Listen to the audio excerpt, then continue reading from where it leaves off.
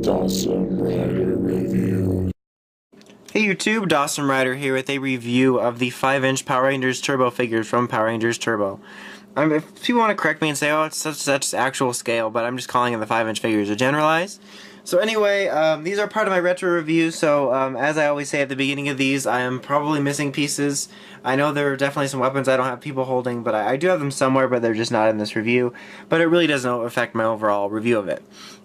Anyway, let's take a look at these. The last figures we took a look at were the Zeo figures, which are very strange, and these are also very strange. I don't think quite as strange as the Zeo figures. I feel like these bridge the gap between Space starting to get normal and Zeo's weird. So let's start here. We've got the Red Turbo Ranger, which he's sort of got this sort of poofy, almost muscular build to him. It's a very strange proportion. They're all very strangely proportioned. It looks more normal on the guys, but I still feel it looks a little bit better than the Zeo Ranger figures. These are also gimmick-based figures. There are little key slots in the back, which I'm really honestly upset that I don't have any to show you. I mean, I have them, I just have no idea where they are. They're the little solid-colored keys that come with every Ranger, and you just press it in the back and then you turn it, and that's how you get the gimmick. However, you can fake it just by pressing it like that, so I'll be able to show it, but I'm just disappointed I don't have it to show you because, you know, it was kind of a neat thing, you know. But the head sculpt, paint-wise it looks pretty decent, I have to say. Proportion-wise not the best, but it does look a little bit better. I'm not sure if you can tell on camera, I don't know why it's not showing up as well, but the color differences between his chest here and his arms are quite apparent. Like, this is quite a bit darker than his arms, which is really strange looking. The turbo suits are pretty basic, and it's pretty hard to mess up a Power Rangers suit, so, but, yeah, overall you can see it's kind of this really weirdly proportioned figure there. You got some weird stuff going on. Articulation wise, you do have very similar leg joints to the Zeo figures, which instead of going over every one, they pretty much just all have that, or almost all of them at least. So they just kind of got this hinge joint. It does give you a pretty decent range of movement here. I feel really weird just sitting here going like this to him. And you've got like the single knee joint there, but that's about it. And you can swivel, but not really a terrible amount of movement you can do. And his arms can move around a little bit, but it's mainly, on most of them actually, is a feature of its transformation, and you can't move its head. They do come with weapons, like I said, with all of them I don't have them. With his I do have his sword here, which was actually color painted. You can see that the part here is color painted and the blade is color painted, so the handle and such is color painted, which is nice. It's not like amazing, but these weapons weren't terribly detailed in the first place. But anyway, by twisting this back and forth here, you get his gimmick, which is slashing. So depending which way you turn it, left or right, he will move the opposite arm. So he's like, hey, Hail Hydra! Hail Hydra! So yeah, that's a thing. It's essentially like a slashing effect. So it depends on which way you turn it, but ideally you would want the key. Let's see, who do we want next? Let's do Green. Green has this giant weapon here. He's just like, going off to the work, honey. The work? I don't know. But it attaches here on the side. So, if you take it out, he just has this giant notch on the side of him. It's really strange looking. His proportions, other than that, are a little larger than everyone else's, just because of, well, actually, pink and yellow are giving him run for his money, but he's also very poofy, very oddly proportioned. As you can see, the helmet's a little bit strange looking. But a very oddly proportioned figure, just like before. And he's got it even worse with that notch on the side of him there, which just kind of makes it strange for him. As you can see here, he actually does have it, which I usually forget. But he does have his little blaster weapon. In fact, this one, no, this is right, because he does have, these figures have the little pegs here for their hands. Because sometimes I swapped them out for the other figures. Something I forgot to mention, which I'll probably mention later, is a good recommendation for more articulated figures from this and Zeo are the little ones that came with bikes. They're a lot smaller and aren't the most accurate, you know, proportion and look-wise, but they're a lot more well articulated and they're just a little bit better. But so obviously, as you saw, he has the weapon here, which is also pretty decently painted. You can see the fresh dust there because I can't get under his arm. But it's just primarily black and white, but you do have little details there, so it looks pretty decent. So just let's plug it back in, dust and all. And it just kind of rests back on top of there. You can't move this arm out, it's also, you know, for the feature. You can't move his head. But here, let's go with his key. So to do that, you can move this out, and it's supposed to, if you can see here, move the cannon. So let me try this again, hold on. For whatever reason, it like hardly works anymore. And you can barely see it, but he's supposed to be able to move his arm out, and then the cannon's supposed to fire here, and it like pops out a little bit. Mine is like broken, and I think I got it to sort of work once. But that's the idea there. It was a neat idea, especially trying to make use of his larger weapon. That's what she said. But it just kind of looks odd, and if you don't want the weapon on there, you have this really odd thing sticking off of him, which is kind of annoying. Alright, Zyuranger 2 Yellow, continuing with the male-female figures.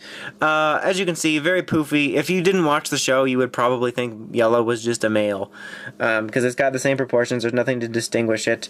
Its head sculpt is... like, the paint on these is pretty decent, and the helmets look okay, but they're not really very accurate to the way they actually look on the show.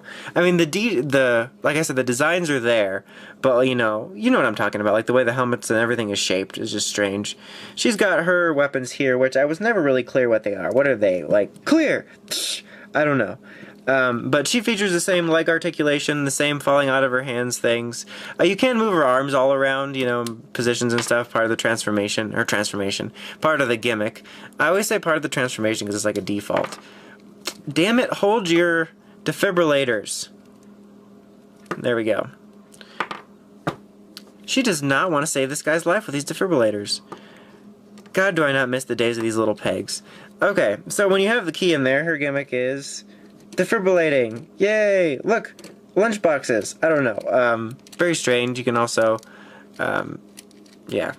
There you go. I was thinking you could turn it the other way, but not really. But yeah, she just moves her arms around.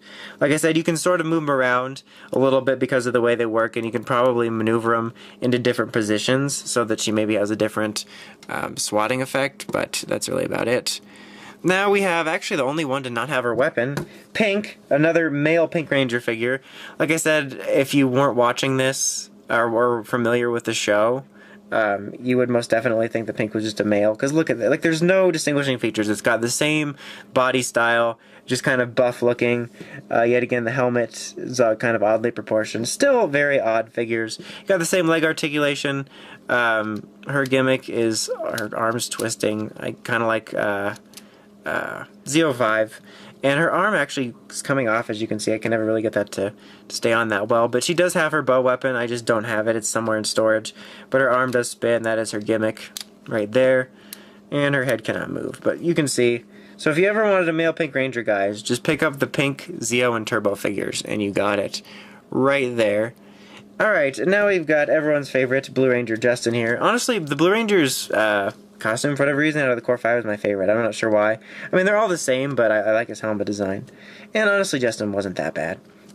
But pretty much the same deal here. You have this sort of buffly structured figure. It's funny because the next figures after this are actually going to be buff, but these are just more of like poofy buff. Not like Buffy. He can move his head a little bit there because of his transformation, so you got that. His head sculpt is pretty beat up, but his actually probably looks the most accurately proportioned out of all of them. And I'm not sure if the camera... I think the camera's actually picking it up a lot better than Red's, but the color between his chest and arms is actually very different as well. He's got the same leg articulation. As you can see, he's got his weapons as well, which are actually painted blue and silver, which is nice. His gimmick, which is actually really neat... man, these guys are giving me trouble. He can the way they move, he actually has a sort of opposing gimmick.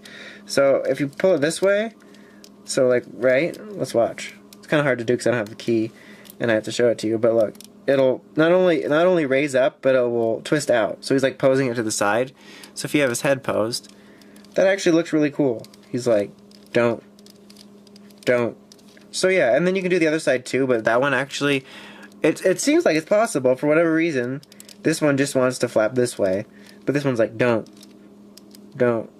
Ted Jones messed with the wrong melon farmers. But yeah, that's pretty neat. He's probably honestly my favorite of the bunch, just because of his helmet looking the best and his gimmick actually looking pretty neat. Now here, as he's been revealed to be naked, I don't remember if this guy came out with the first like waved bunch of figures, but we did get a Phantom Ranger figure. Mine is missing half of a chest. It is God knows where, somewhere in storage or in the house or something. I don't know.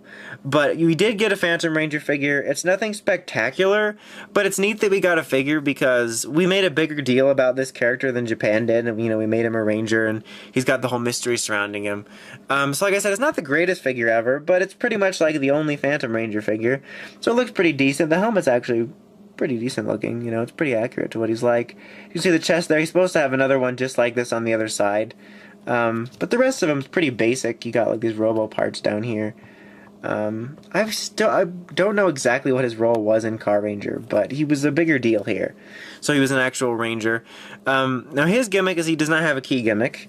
He just has this little giant thing sticking off on the back, and you press it up, and these will lift up, both of them if you have them, and you'll see this little thing spinning under here.